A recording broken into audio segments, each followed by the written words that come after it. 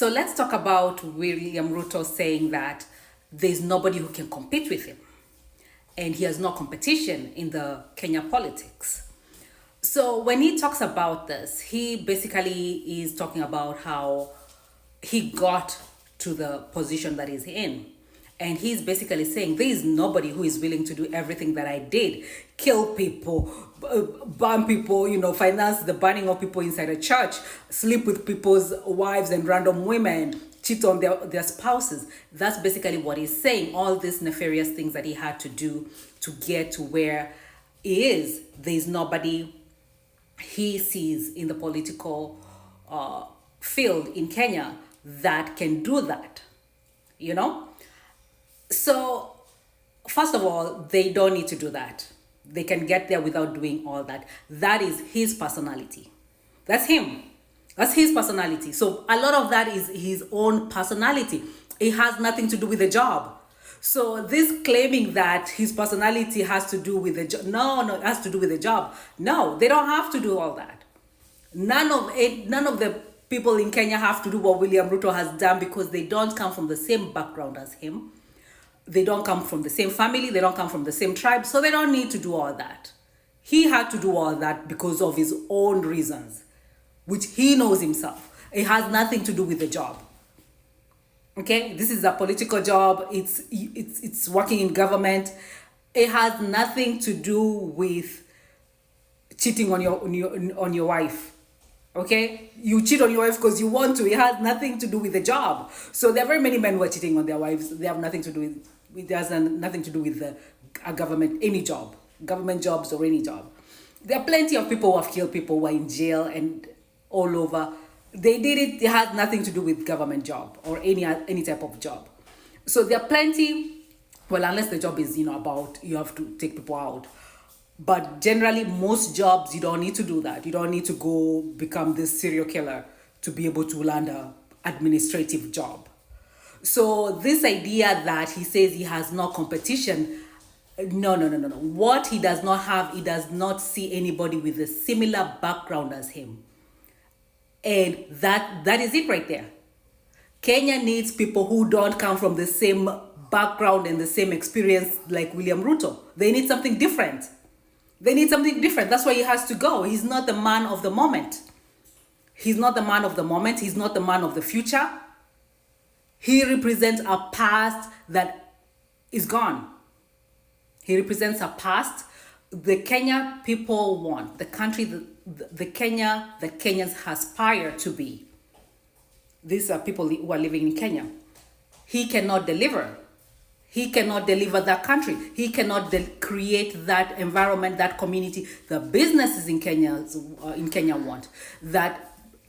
He cannot lead the government to do the things that Kenya want and to create the environment that Kenyans want to live in. So he needs to go. Him and his experience and his so-called he has no competition. What he's looking at, that's not it. Nobody. They don't need to do all that. You had to do all that. Nobody else needs to do all that. So what he needed to do, nobody else needs to do all that. Okay? So, some people have it. They have what it takes. They don't need to go through all this traumatic experience of just demolishing and destroying people's lives to get to where they want to go.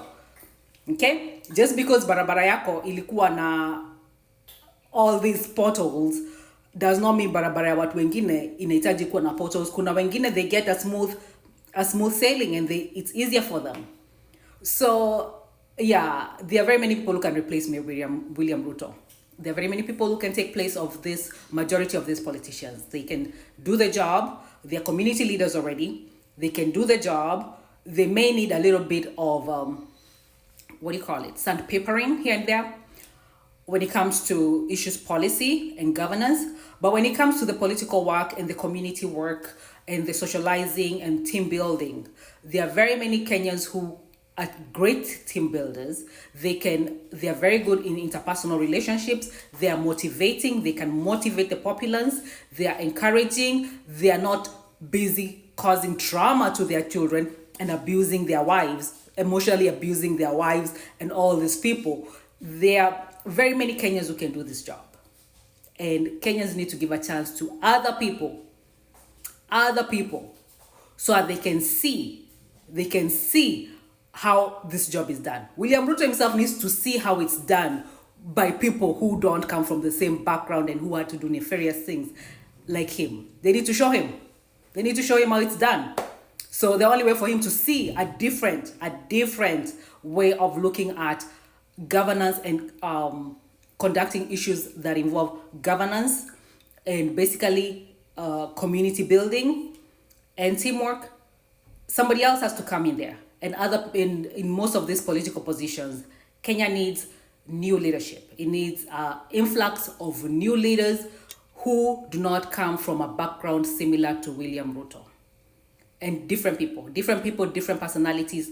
That is the only way they'll achieve what it is that they desire to achieve. But the style of William Ruto politics, his own personality, which is a horrible personality, by the way. So his personality is not like a great personality. So that you need to be replaced so that he can see how great personalities look like, how charming people actually look like. So he can see, because he doesn't know. He doesn't know how competence looks like, how people who are competent don't need to be micromanaged, okay? If a manager is competent, he's competent. You don't need to micromanage people, you just delegate and things get done. He needs to see that. So he needs to go home so he can see that. Or Singapore. Akachonge viazi China. There's so many places he can go. But he needs to get out of there, of that government, and that government needs to be managed by people who know how to do the job, and people of goodwill.